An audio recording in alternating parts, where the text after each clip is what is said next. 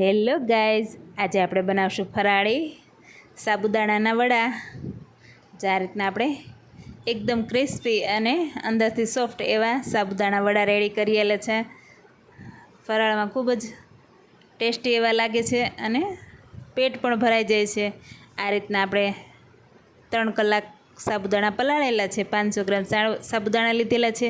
તેને એક વાસણમાં નિતારી લેવાનું છે. પાણી બધું કોરા થઈ જાય એટલે આપણે એક વાસણમાં લઈ લીધું છે. તેમાં બટેટા બાફેલા 500 ગ્રામ છે, તેને સાલ ઉતારીને લઈ લીધેલા છે. અને સિંગ શેકી લીધી છે. 1 વાટકી જેટલી સિંગ શેકેલી છે, તે અધકચરી ક્રશ કરીને ઉમેરેલી છે. આદુ મરચાંની પેસ્ટ 1 ચમચી, લીલા ધાણા ઝીણા કટ કરીને 1 ચમચી જીરું, 2 ચમચી લીંબુનો રસ એડ કરેલો છે. અને સ્વાદ મુજબ આપણે મીઠું નાખીશું. બધું સારી રીતે આપણે હાથથી આપણે મસળીને ક્રશ કરી લેશું સારું એવું. જો આ રીતના આપણે બધું મિક્સ થઈ જાય, હાથથી કરશું એટલે એકદમ સરસ એવું મિક્સ થઈ જશે. આપણે જો આ રીતના આપણે બધું મિક્સ કરી લેશું.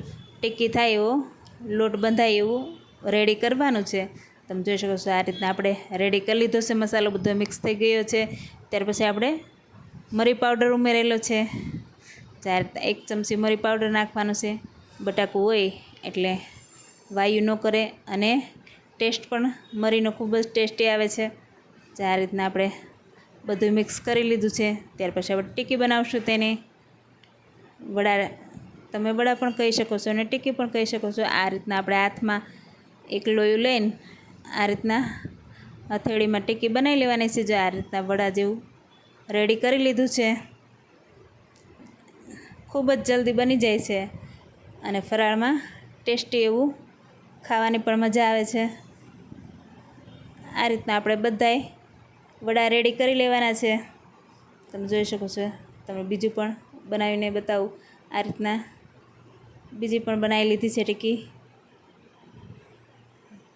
તમે આ એકવાર જરૂર ટ્રાય કરજો. જો તમને મારા વિડીયો ગમતા હોય તો લાઈક, શેર અને સબસ્ક્રાઈબ કરજો.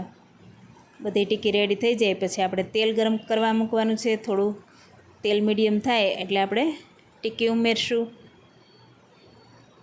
તેલ ફૂલ જ રાખવાનું છે, નહીંતર સાબુદાણા આપણું તેલ પી જાય છે. એટલે તેલ થોડુંક ગેસ ફૂલ રાખવાનો છે. આ રીતના ઉપરથી બ્રાઉન કલર થઈ જશે ને અંદરથી એકદમ સોફ્ટ રહેશે. આ રીતના ઝડપથી તળાઈ પણ જાય છે. બહુ કંઈ વારેય નથી લાગતી. 10 જ મિનિટમાં રેડી થઈ જશે આપણી સાબુદાણાની ટીકી એવી. તમે જોઈ શકો છો આપણે સર્વ કર્યું છે લીલી ચટણી જોડે. તમે દહીં જોડે તમે ખાઈ શકો છો. પણ આ રીતના ટીકી રેડી કરી લીધી છે સાબુદાણાની. અને કેટલી ક્રિસ્પી દેખાય છે અને અંદરથી કેટલી સોફ્ટ છે. ખૂબ જ ટેસ્ટી એવી સાબુદાણાની વડા રેડી કરી લીધા છે. અને ટેસ્ટ પણ ઓછા મસાલામાં ખૂબ જ ટેસ્ટી થાય છે. એકવાર જરૂર ટ્રાય કરજો. Thank you.